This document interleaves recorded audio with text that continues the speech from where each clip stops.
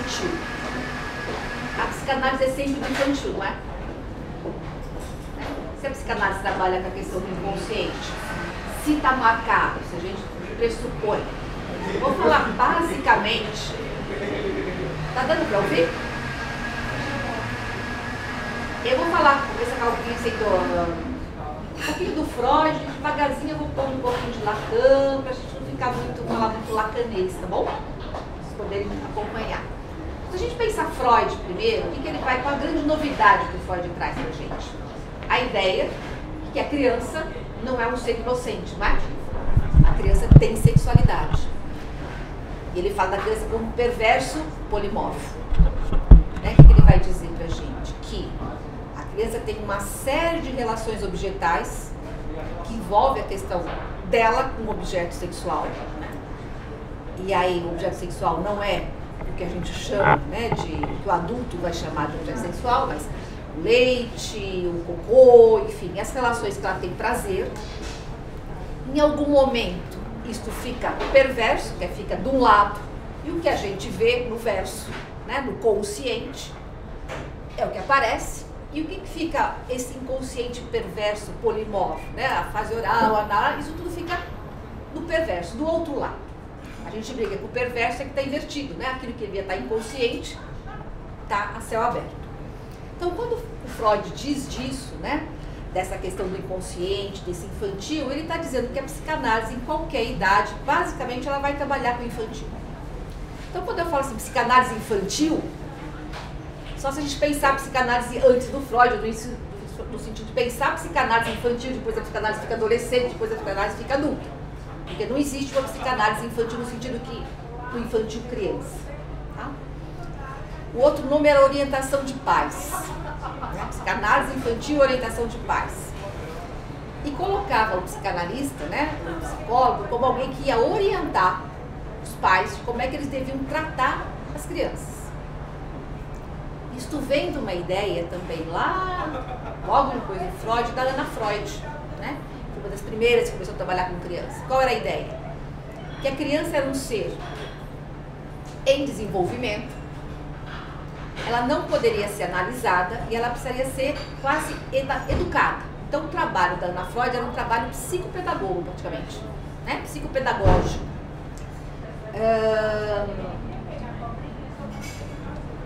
Neste sentido, cabia uma orientação aos pais, já que os pais poderiam saber como melhor educar, como quase reforçar ou não algum comportamento.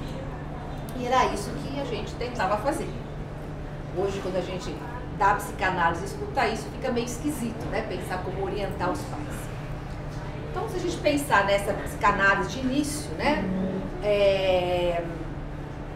Melanie Klein de um lado e Ana Freud do outro. Então, Ana Freud com essa psicanálise ortopédica, pensando que a criança é um ser em constituição, e do outro lado a Melanie Klein, que dizia que a criança era um sujeito constituído desde o início.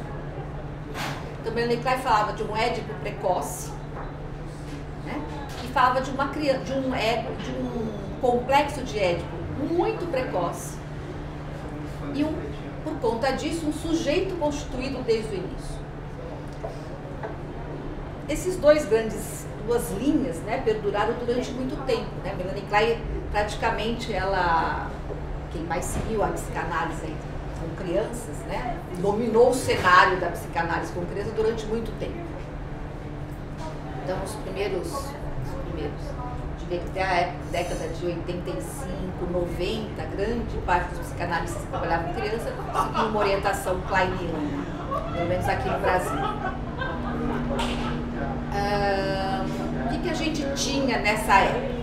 Qual era a ideia? A criança nascia praticamente, né, com duas grandes pulsões, pulsão de vida e pulsão de morte. E ela ia colorir o mundo através desse jogo de projeção e introjeção. E ela nascia também com as fantasias originais. Então a criança já nascia, né, com essas pulsões, e a relação que ela estabelecia com a mãe, com o seio principalmente, era uma relação inicialmente de ataque, E se ela atacava esse seio, provavelmente ela ia ser atacada por ele. Isso causava nela o que a Melanie Klein chamou, né, que ela tinha uma relação de objeto da relação esquizoparanoide. Então, ela projeta a agressividade e o que ela vai receber de volta, né? Se eu projeto, o outro vai me atacar. Essas fantasias de ataque, esse ataque é o que a gente chama de paranoia. E que cliva o mundo interno da criança. Então, o mundo interno da criança kleiniana, do bebê kleiniano, é um mundo clivado. É um mundo despedaçado. Na fase esquizoparanoide. Com o tempo, lá com 6 meses, 7, a criança entra na posição depressiva, onde ela percebe. Então, essa esquizoparanoide é o que a gente escuta falar, né? Seio bom, seio mal. Então, a mãe tem o prazer, né? A mãe que contempla o que a criança tem, é a mãe que é o seio bom. A mãe que frustra a criança é o seio mal. Mas a criança não tem noção que esses dois aspectos estão no mesmo indivíduo. Com o tempo, a criança começa a perceber que a mesma mãe que frustra é a mãe que acolhe, que dá o que ela quer. Neste momento, Melanie Klein diz que a criança entra nessa posição depressiva. E a gente brinca que dessa posição a gente não sai mais. Né? A gente passa a vida tentando integrar esses dois objetos. A gente sempre fala assim, né? Eu não sou mais kleiniana. Então, a minha primeira formação foi toda kleiniana. Eu não sou mais kleiniana, mas é difícil a gente pensar algumas experiências do cotidiano e não pensar em Melanie Klein. Se vocês pensarem nos relacionamentos amorosos, o que acontece? A gente tem lá um namorado, né? Um relacionamento amoroso. Até quando o relacionamento vai bem? Até quando o outro está realizando os meus desejos. Não estou nem falando de desejo inconsciente. A pessoa diz um não, já não gosto mais dele. Eu já não gosto mais dele. E cada vez mais isso hoje, não é? Uma frustração a gente deleta. Então, cada vez mais a gente começa a pensar o sujeito, parece que é o sujeito kleiniano do esquizoparanoide. A gente não consegue pensar bem que o outro do relacionamento é o outro que vai nos frustrar. Não tem jeito. E a gente vai ter que comprar o pacote inteiro. Senão a gente vai continuar deletando todo mundo. Porque não vai ter um sujeito que vai só ter o seio bom. Né? Tá junto. Aí dá pra gente conversar um monte de coisas, né? Sobre como é que é na contemporaneidade essa possibilidade de a gente cada vez menos tolerar a frustração. Eu já estava começando a pensar nas crianças, não tá? No atendimento infantil. Como é que vai chegando no consultório, como essas crianças começam a aparecer hoje, né? Se a gente pensar numa criança constituída pelo outro, né? Pelo grande outro, uma sociedade que não tolera a frustração, dá pra gente começar a pensar o que tem chegado nos consultórios hoje em dia na clínica da criança. Bom, tanto a Melanie Klein quanto a Freud então falavam nessa psicanálise infantil. A Melanie Klein, ela começa a trazer pra gente uma psicanálise de criança. O que é essa psicanálise de criança? É uma psicanálise que tem uma especificidade e um jeito diferente de trabalhar. Porque a Melanie Klein cria a ludoterapia. Então isso é importante marcar. Eu atendo criança, trabalho com brinquedo. Trabalhar com brinquedo não faz, né, do analista uma pessoa que trabalha com ludoterapia. A ludoterapia é uma técnica kleiniana. Então, quando a Melanie Klein coloca uma caixa numa sessão lúdica, aquela caixa não é para guardar brinquedo. Aquela caixa é o mundo interno da criança. Os objetos que estão lá dentro da caixa não são objetos para ela brincar simplesmente. Elas representam o mundo interno da criança. Isso é importante porque marca uma diferença significativa em outros autores que vão trabalhar com criança. Que podem até ter uma caixa, podem até ter brinquedo, mas marcam aquela caixa de forma diferente.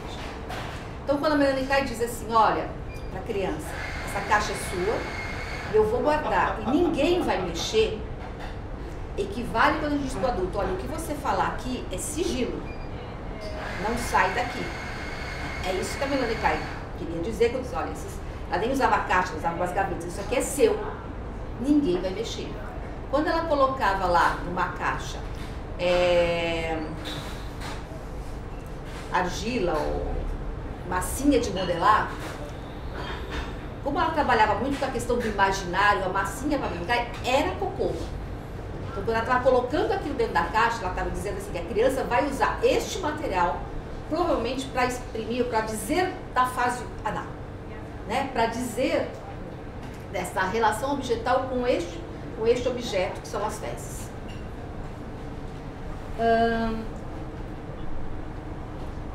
Por conta disso, né, dessa questão da ludoterapia, que é uma técnica, começou a se falar então psicanálise de criança. Começou a se criar especializações. Então a gente se formava, precisava fazer o quê? Uma especialização para atender criança. Né? Porque a gente imaginava que existiria uma psicanálise infantil, que era uma teoria que dava referência para a gente atender criança.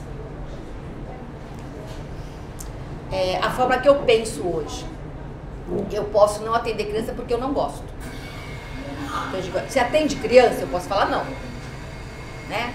Já atendi, eu supervisiono casos de outros profissionais que atendem criança, mas hoje eu não atendo criança. Ah, porque você não tem especialização? Não, porque eu não estou afim.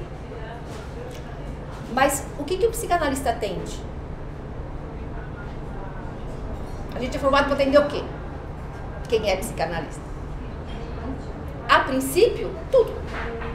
Se a gente vai trabalhar com o inconsciente, adulto, criança, que eu precise, talvez, depois, ler sobre aquela fase, poder, é uma coisa, mas a técnica não vai mudar.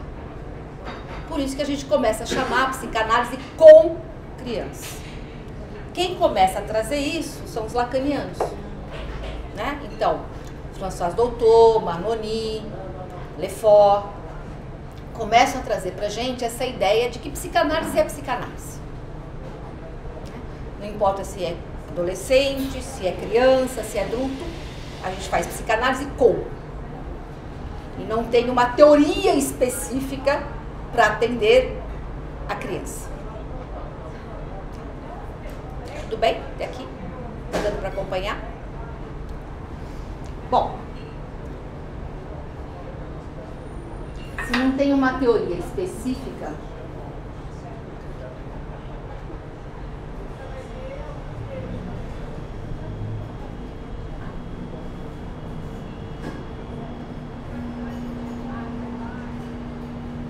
só uma curiosidade, no comecinho eu esqueci de falar. Por que eu estou trazendo isso para falar do sintoma da criança, sintoma, né? E como é que a gente vai chegando no atendimento infantil? Atendimento aí com criança. Não sei se vocês perceberam, mas as primeiras psicanalistas, né, os primeiros psicanalistas atendidos eram mulheres. Né? Então a gente tem lá das primeiras psicanalistas, a Helmut, antes da Melanie Klein. Ela é pouquíssimo citada, né, porque ela foi assassinada pelo sobrinho que ela atendia. Então ninguém fala muito dela, porque deve ter dado alguma coisa errada, tem um equívoco aí.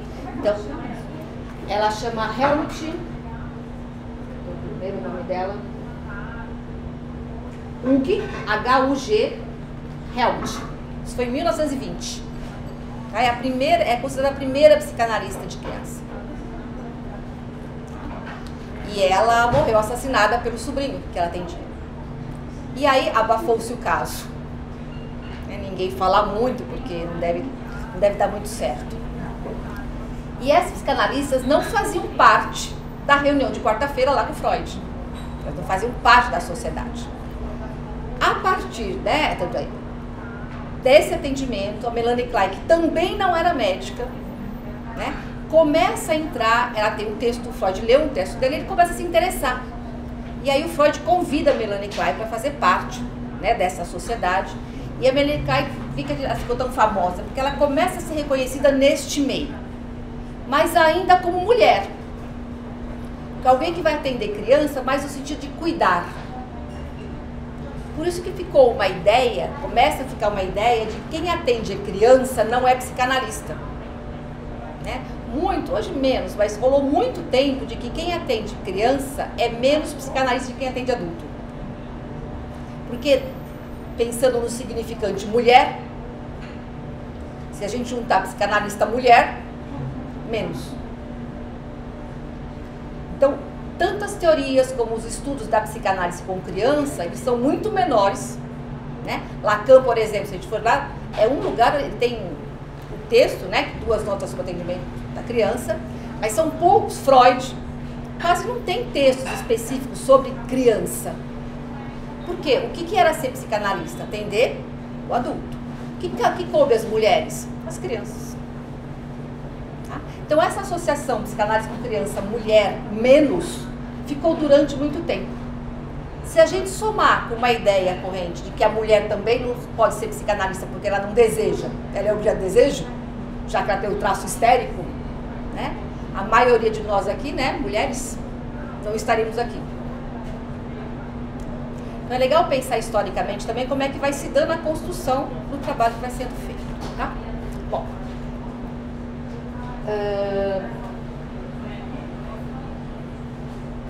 Dentro dessa linha,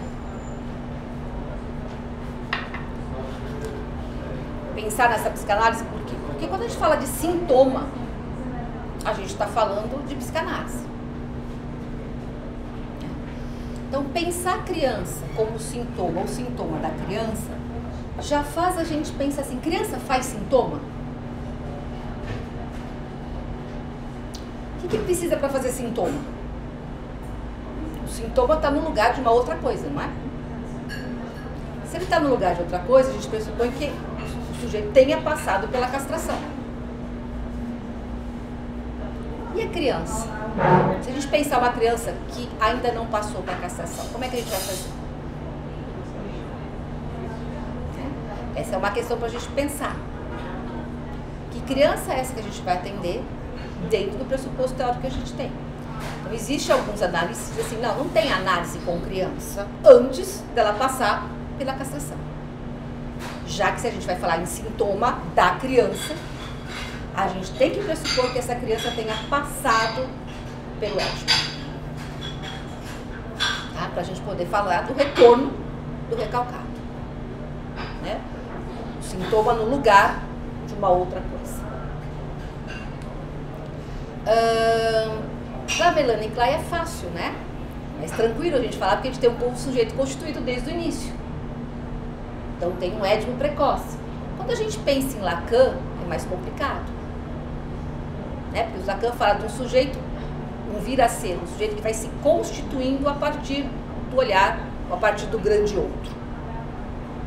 Então, e a gente recebe na clínica criança, às vezes com 1 ano.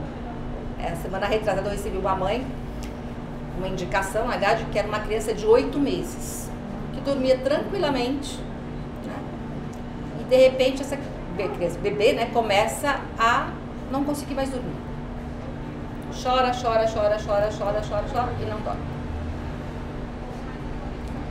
E a mãe veio desesperada, porque a criança estava dormindo e de repente a criança não dorme mais. Uma outra mãe que chega numa criança de 3 anos e fala assim, eu não aguento mais, eu não sei lidar com essa criança de 3 anos. Eu não consigo dar conta dela. A pergunta é, o que a gente faz se o bebê põe em análise?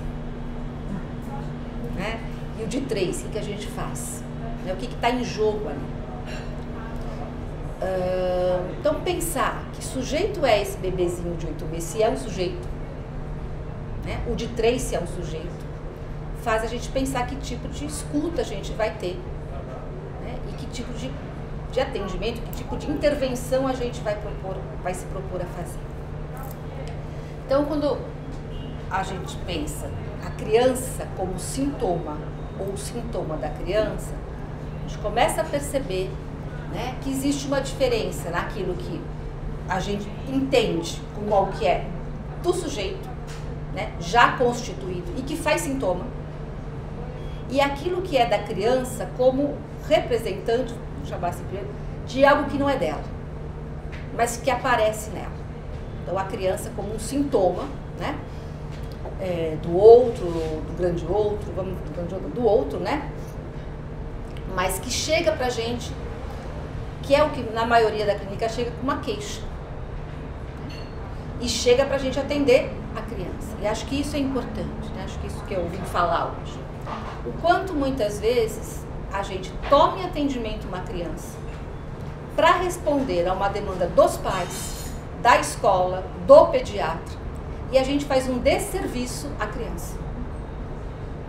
Porque muitas vezes aquilo que a criança está expressando, né, naquele sintoma, é a única forma que ela está achando de ser sujeito, né, de dizer dela, de falar em nome próprio. E aí a gente, se toma essa criança em análise, sem ela precisar, a gente faz o trabalho que a Ana Freud fazia. A gente faz um trabalho ortopédico. A gente vai arrumar a criança e vai devolver para os pais, vai devolver para a escola.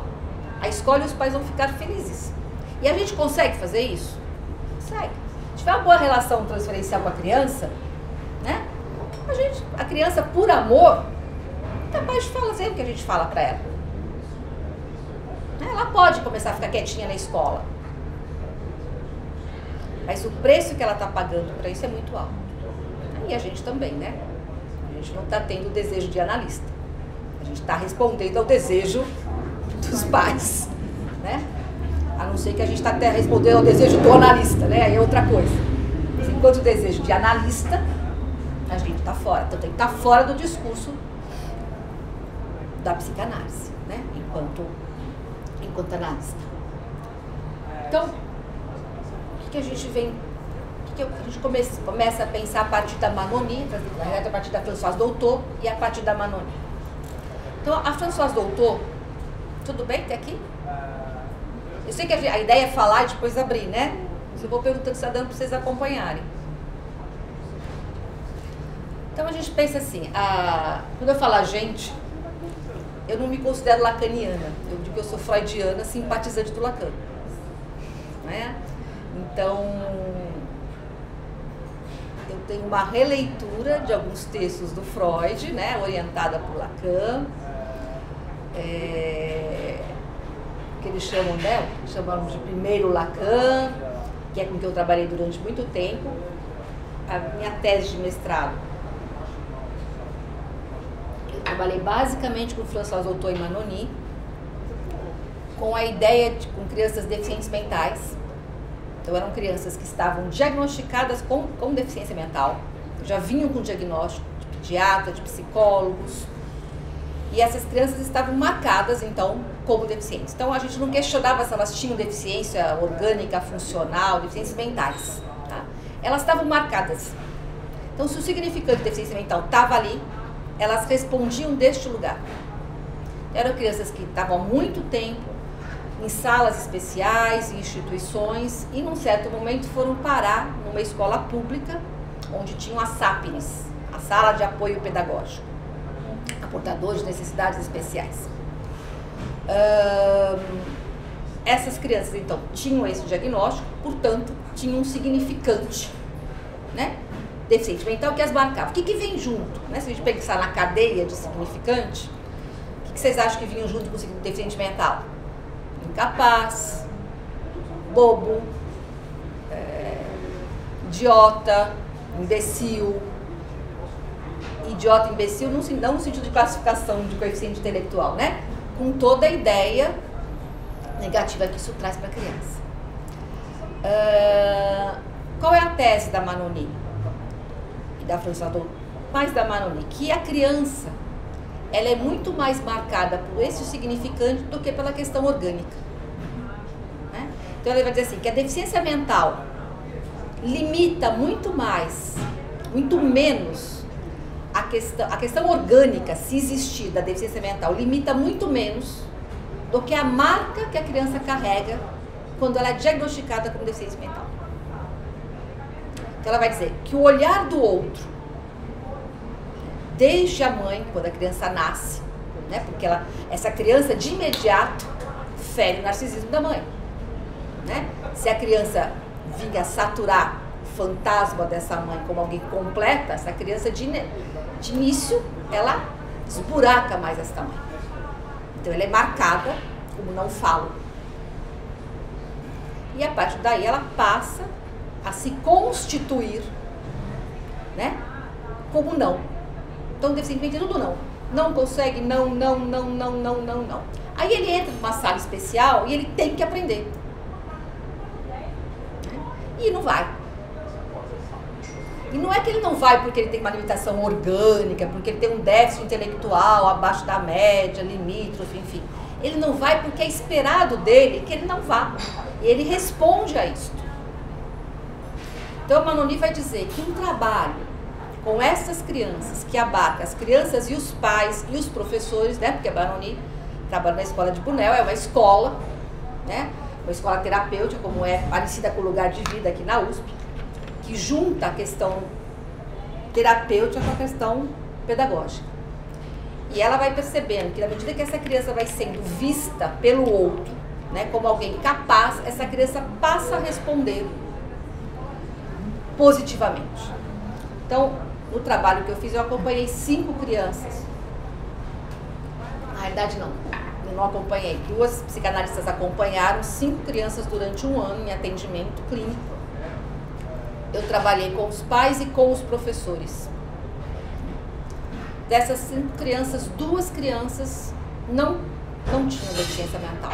Aí como é que a gente diz que não tinha? Porque elas passaram a responder, né, a aprendizagem. E para onde elas foram? Professor particular.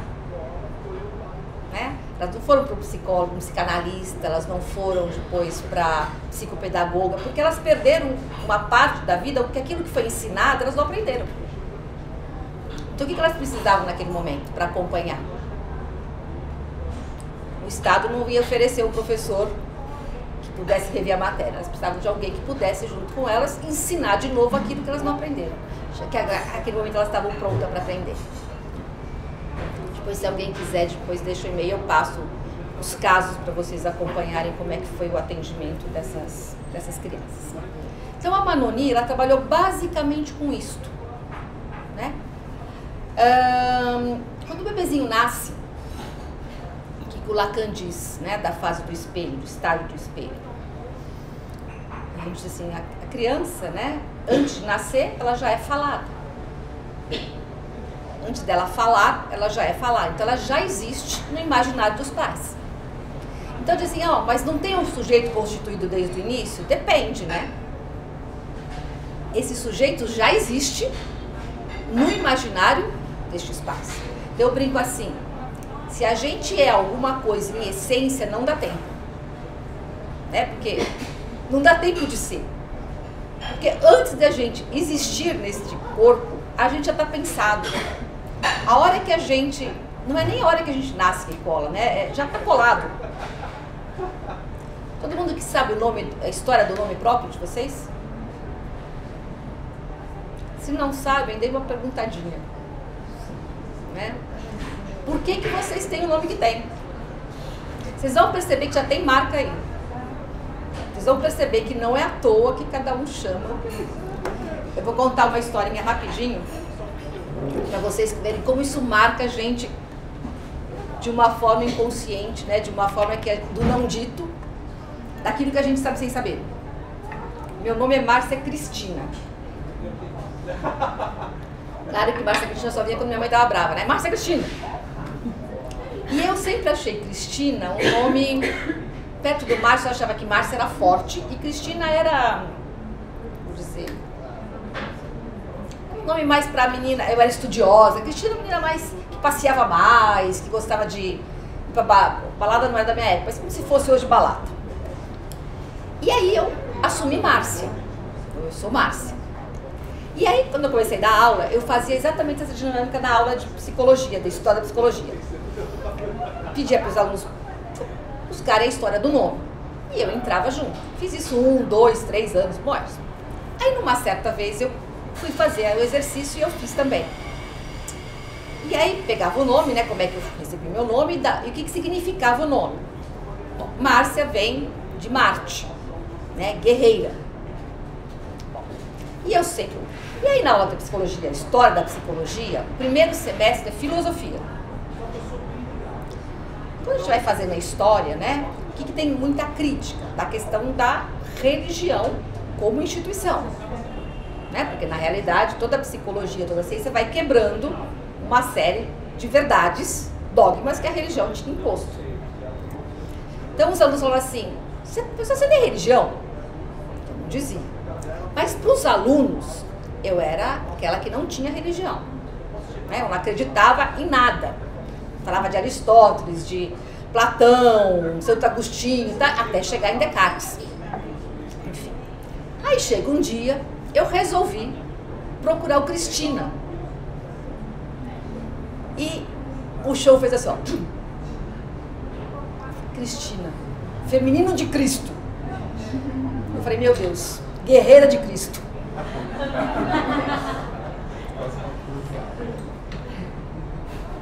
Então vocês imaginam assim, olha, tava ali, né? E o que eu estava dizendo? O contrário, eu estava negando a todo momento o meu nome. Aquilo que foi me dado. Né? Você vai ser a guerreira de Cristo. Eu nem sei se meus pais sabiam o que isso significava. Provavelmente não, porque a história não é que eu... Mas estava marcado.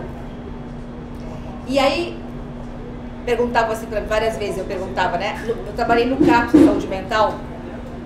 Eu aposentei na prefeitura no CAPS de Saúde Mental. Trabalhei 28 anos com saúde mental.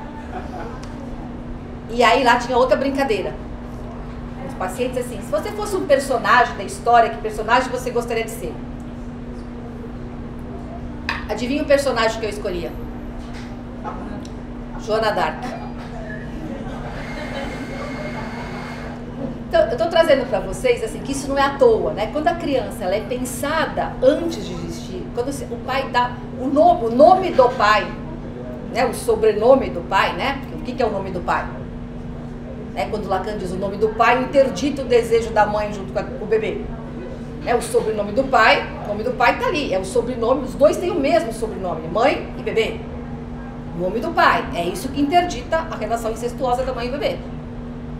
Então, quando a gente recebe o nome e o nome do pai, de alguma forma o desejo está marcado ali. O desejo dos meus pais, né? Eu sou um representante do desejo dos meus pais. Então, a gente começa a pensar na criança,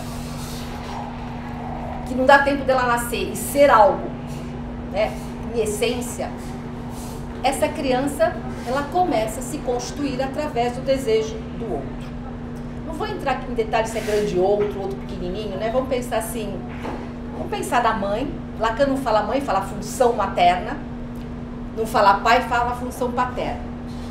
Né? Acho que a Mari a gente ouviu de novo essa semana, né? Que o Lacan fala a função materna, então qualquer um pode fazer, mas é importante, seria melhor que fosse o pai e a mãe fazendo essa função. Né? Então, tudo bem, outras pessoas, outras coisas podem fazer função paterna, podem. Outras pessoas podem fazer função materna, podem. Mas seria melhor que fosse a mãe e o pai. Isso também é de Lacan. Né? Então vamos pensar aqui, por enquanto, porque, claro que pode ser outra coisa, né, gente? Senão quem está casado, quem não é casado, quem não tem pai, quem não tem, ele está perdido, né? A ideia não é essa.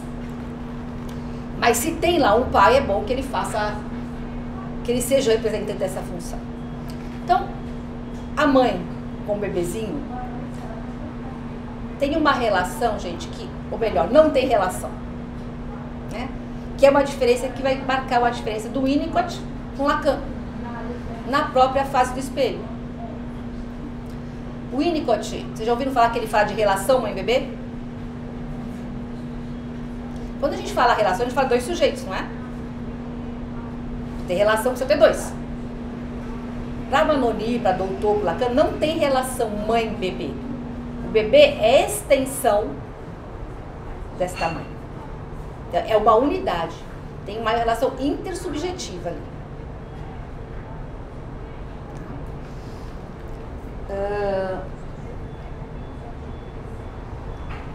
O bebê, ele sutura uma falta desta mãe. E ele precisa fazer isso, ele precisa ter esse lugar, né? Então, o bebê precisa ser tudo para a mãe, em algum momento.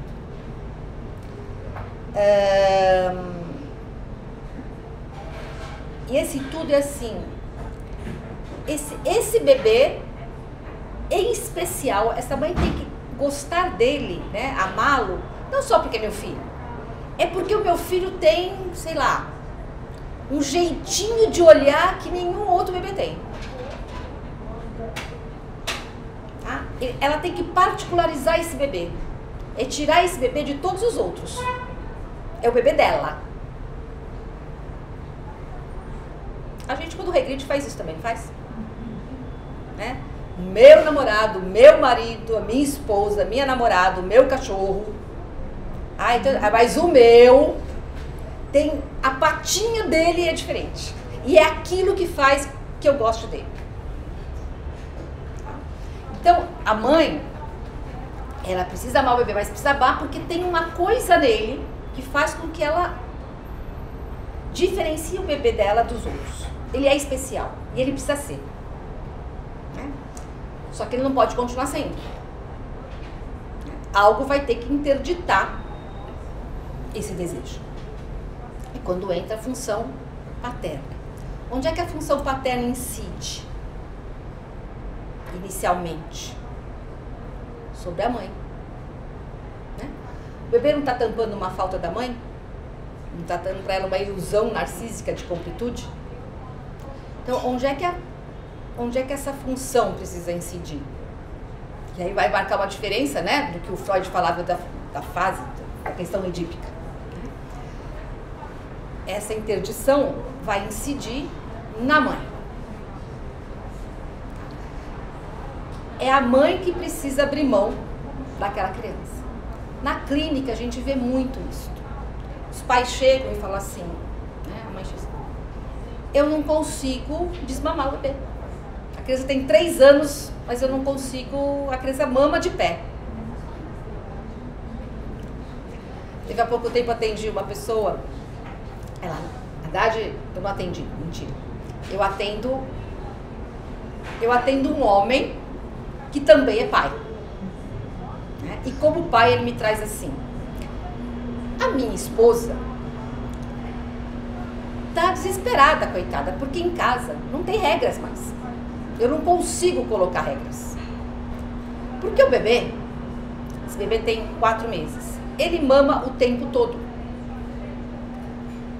Ele fica na cama o tempo todo. E aí ele chora. O que a minha esposa faz? Ela dá o peito. Então ele conta que esse bebê passa praticamente, então de tempo em hora esse bebê chora e ela dá o peito. Aí ele diz assim, eu fiz um teste. Ela foi tomar banho. E ele chorou. Ele tinha acabado de comer, mamar. Aí o que eu fiz? Eu pus ele pra mamar no meu seio. Você não acredita, ele fala. Ele parou. Então não era fome. Aí eu quase não podia, eu falei, você já deram chupeta pelo menos pra ele? Põe um. Mas enfim. O interessante foi a sacada dele. Aí ele falou assim, então eu tenho que pôr regra. Né? Porque enquanto tá alimentando, agora ele vai ficar lá porque ele tá tendo prazer e eu tô de fora. Agora eu saquei que entre os dois tem alguma coisa que não é da ordem da necessidade. Ela que me aguarde.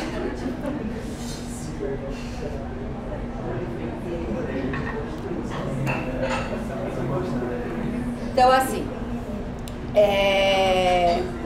o bebê não vai abrir mão desse lugar se a mãe não abrir mão.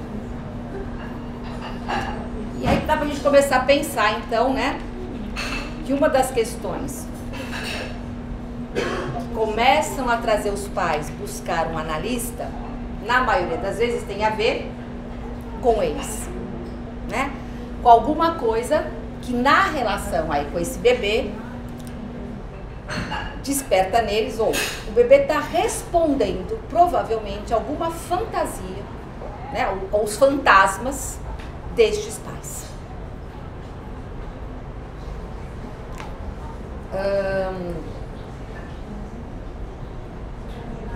Vou voltar um pouquinho, para a gente entender um pouquinho melhor.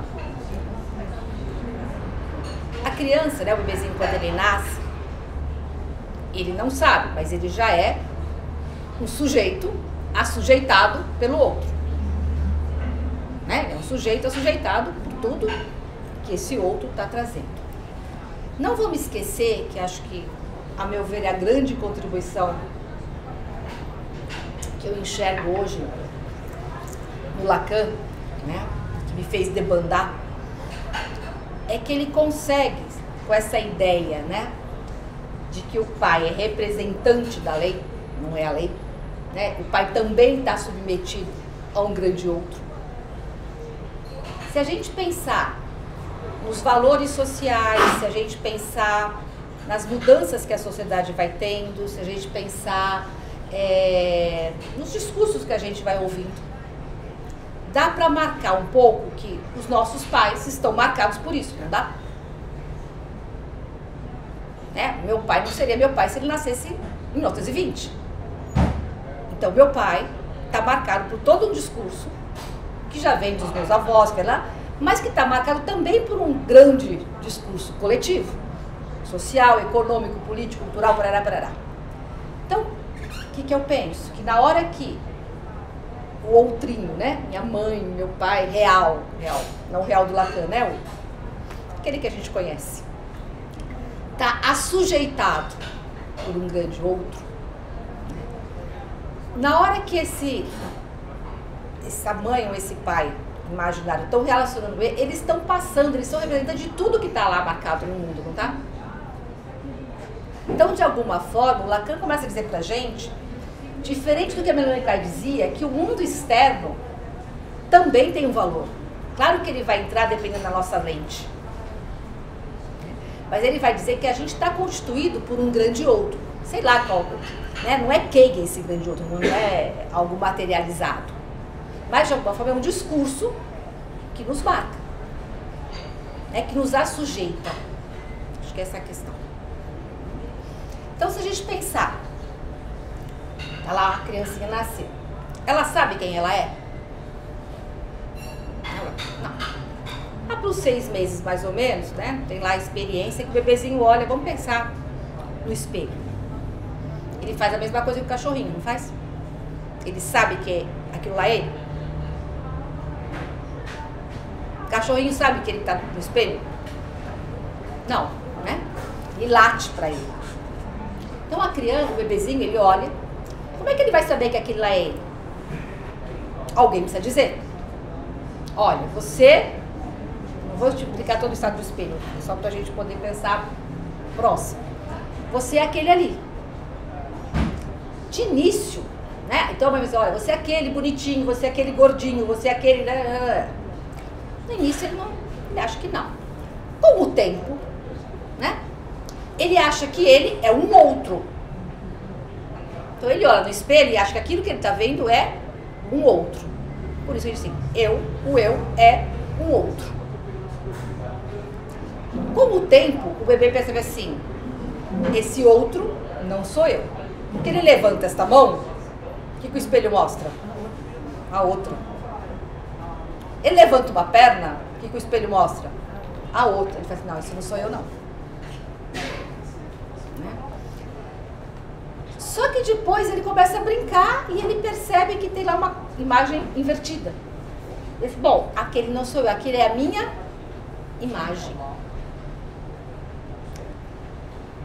Essa fase, né, que o bebê começa a perceber, e esse eu, né, a gente vai ver, eu nunca vou saber quem eu sou, inteira. E quando eu olho no espelho, sempre vai faltar uma parte, não é?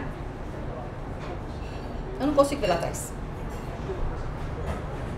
Eu não consigo ver a totalidade do que eu sou. Eu vejo uma imagem. E daí a gente pode pensar em todos os problemas que tem, por exemplo, com anorexia, né? A pessoa se olha no espelho e se vê gorda. Tá magérrima, mas ela se vê gorda. Ou o contrário, não é? A gente diz, nossa, aquela mulher, aquele homem é horrível.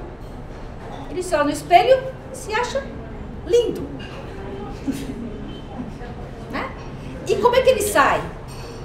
Lindo. E o pior, provavelmente, né, o jeito dele ser vai fazer com que as pessoas olhem pra ele e falem assim, pô, esse cara tem algo interessante. Né? Porque esse olhar do outro, né, vai fazer esse espelho. Agora, se eu passei a vida inteira me marcar desde o início que eu sou horrorosa, como é que eu vou sair na rua? Me achando horrorosa? E eu confirmo o quê? Vai saber que fantasia lá os meus pais tinham, né, para estar dizendo isso. Né? A relação não é direta, eu estou falando da fantasia inconsciente, tá? Não é uma coisa direta do consciente. Bom, quando a criança... Então, todos nós, de alguma forma, durante um tempo, respondemos a estas fantasias inconscientes dos nossos pais. Não tem como a gente não responder. A grande questão é se nesse período, depois de um tempo, a gente não consegue sair dela. Não tem o primeiro momento lá do narcisismo? Ok. Só que eu preciso sair disso, não é? Eu preciso criar aí uma ideia para que eu possa ter o quê? Um ideal, né? Porque eu possa atingir, para tentar mais ou menos resgatar o narcisismo lá perdido. Até aí tudo bem. O que acontece com algumas crianças? Elas não saem. Elas continuam a responder a esse fantasma parental. Elas fazem sintomas que respondem a isso. Então, deixa eu lembrar, contar para vocês mais um. A menininha que eu atendi, ela tinha dificuldade em matemática. Os pais chegaram com isso. Só que a dificuldade em matemática era só dividir. Ela não conseguia fazer divisão, não tinha jeito. E ficou muito tempo nisso. Aliás, ela chegou procurando um psicopedagogo. E aí foi feito várias entrevistas com os pais, e aí não era psicopedagogo que ela queria, precisava, e aí foi indicada a análise. Na verdade, a gente fez algumas entrevistas com ela também. Foi um caso bem rápido. E aí esta mãe, esse casal tinha duas filhas. Esta, que tinha problema em divisão, e uma outra filha que era mais nova. A filha mais nova era alta, né, super popular, e esta, né, era mais velha, mais baixa, e fazia ginástica olímpica, mas não era popular. E o que acontecia? Essa mais velha, a mãe dizia que ela tinha que dividir o quarto, dividir algumas roupas, né? O que mais que ela tinha que dividir, que era tão marcado, o significante de dividir se repetia. Dividir a carona. Essa mais velha, que era mais baixinha, ela vinha de carona, era uma amiga dela, e ela tinha que dividir a carona com essa irmã mais nova. Ela começou. E aí, quando atendia a menininha, o assunto dela era a irmã. A matemática, nada. Até que uma vez ela trouxe, ela chegou, ela foi fazer uma conta de divisão. E aí ela fez a conta, tentou fazer a conta, e em volta da conta ela fez um monte de coração dividido. Coração dividido. E aí eu perguntei pra ela, né, o que tinha a ver o coração com a conta, né, o que tava, né? Ela disse assim, não sei. Tá bom. Aí ela pega e faz, eu dou uma outra folha, ela faz um outro desenho. Aí no outro desenho ela faz 2 corações inteiros. Aí eu não aguentei, né? Tive que ser. Disse pra ela assim, você queria um coração só pra você? Ela falou assim, queria. A minha mãe não dá atenção pra mim. E aí ela começou a fazer. Na realidade, né, que voltou, a divisão era o amor da mãe. Ela não conseguia dividir. A hora que ela pôde, né, ela conseguiu trabalhar, o que é dividir? Ela tinha que trabalhar com a situação dela, né, não dá. Minha outra irmã não tinha. Eu tinha que aprender a dividir. Olha só, aprender a dividir, desde que alguém ensinasse. E aí foi interessante, porque a gente trabalhou durante um tempo, e aí, concomitantemente, essa menina foi aprender de novo, alguém foi ensinar ela a dividir. E ela passou a dividir. Né? Aí vieram outras questões, que eram as questões da relação com a irmã, relação com a mãe, como é que o pai trabalhava. Aí apareceu, então aquilo lá era um sintoma da criança, era um sintoma dela, em função, né, de algo que estava na relação desta mãe, né, quando esses pais foram conversar,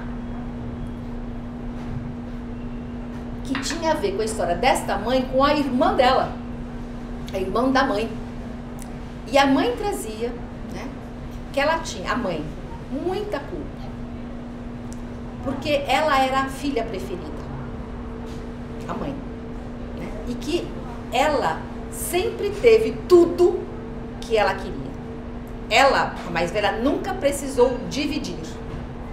A irmã que veio em seguida, logo depois veio uma terceira, e esta precisou dividir com a outra. Então ela ficou a única e duas. Esta mãe morria de culpa. O que a filha faz? Responde, né, de alguma forma. Essa mãe tinha culpa, mas ela tinha um prazer aqui, né, provavelmente. Então essa menina, ela respondia aos fantasmas, né, desta mãe. Mas ela fez, essa criança, ela fez um sintoma nela? Sim. Né? Tinha um sintoma, tinha um sofrimento da criança, ela sofria porque ela não aprendia matemática. Então, ela precisava ser ouvida? Sim. Né?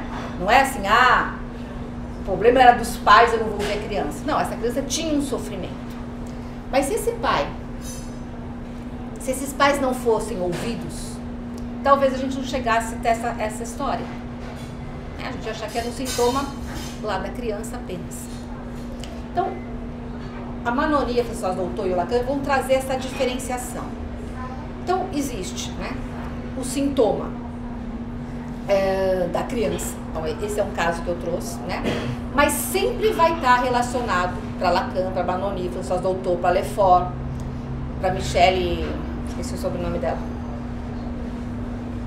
Quem eu lembro? Algo que tem a ver com a fantasia parental.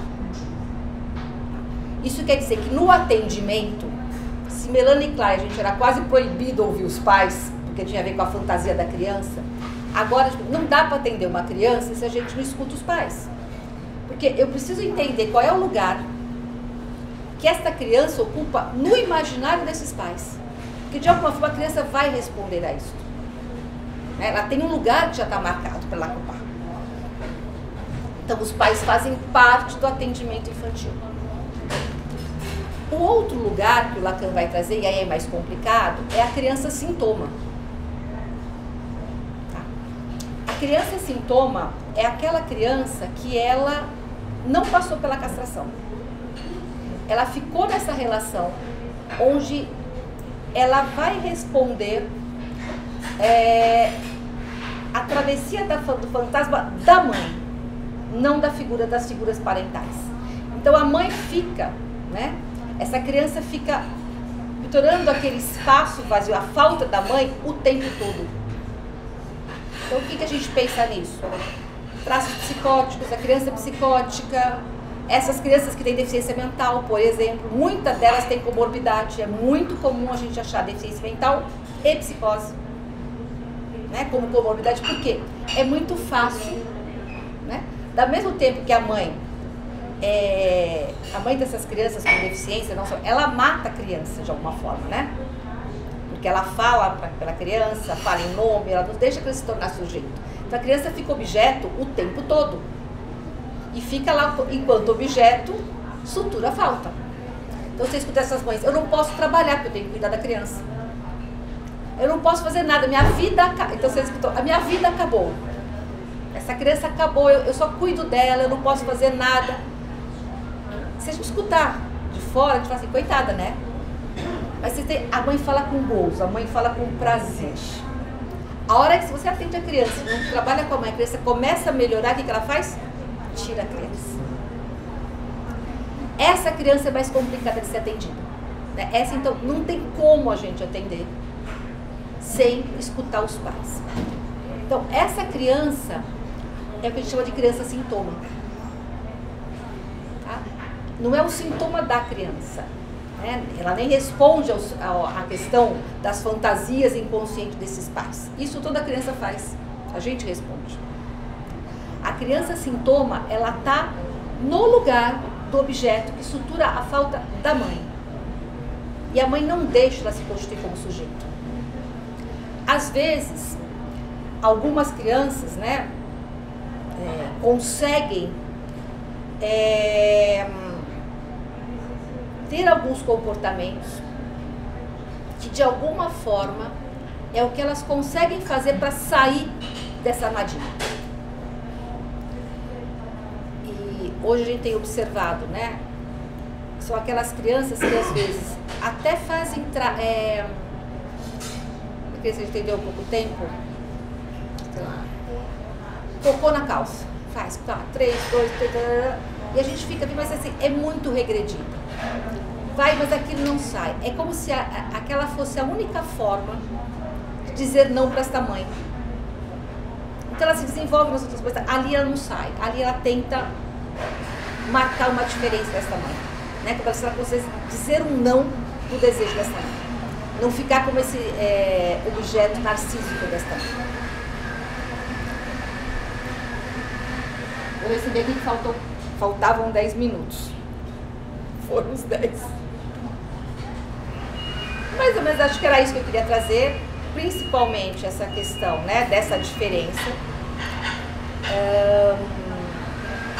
Em função disso, quando a gente pensa no atendimento, a psicanálise com crianças hoje, dentro desta visão, não tem como atender a criança sem escutar os pais. Então se pensa em toda entrevistas iniciais que se faz com os adultos, tá? Entrevista preliminar, o que o Freud chamava de psicoterapia de ensaio, fazer isso com os pais.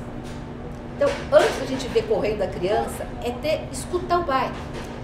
Não é a anamnese que a gente faz com os pais.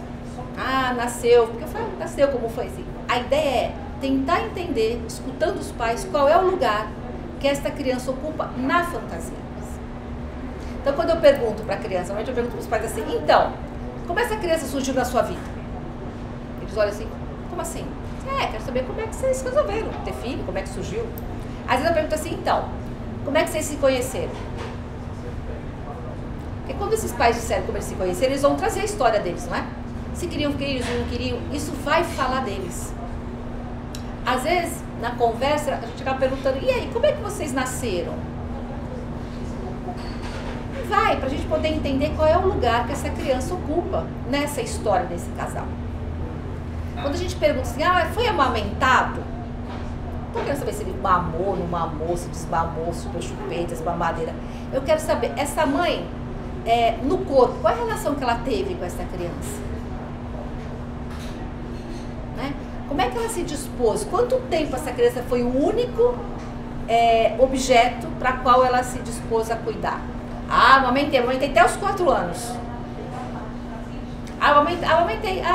Com 2 meses eu já voltei a trabalhar e parou. Entendeu? Não é amamentação. Como é que se deu essa troca, né? Como é que se deu esse corte? A mesma coisa vai, se a gente pegar uma anamnese, todas as perguntas que estão ali, para um psicanalista, isso tem um outro sentido.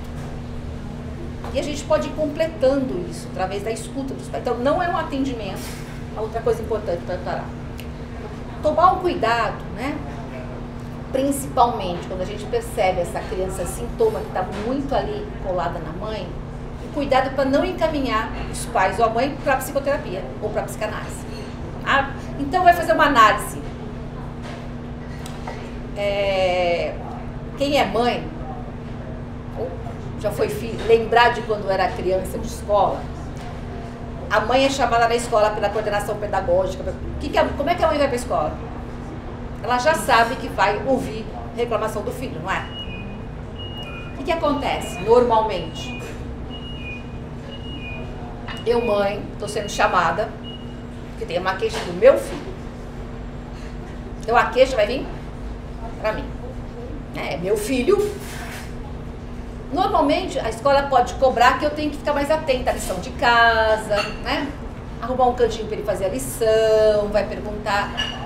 De alguma forma eu estou levando uma chamada.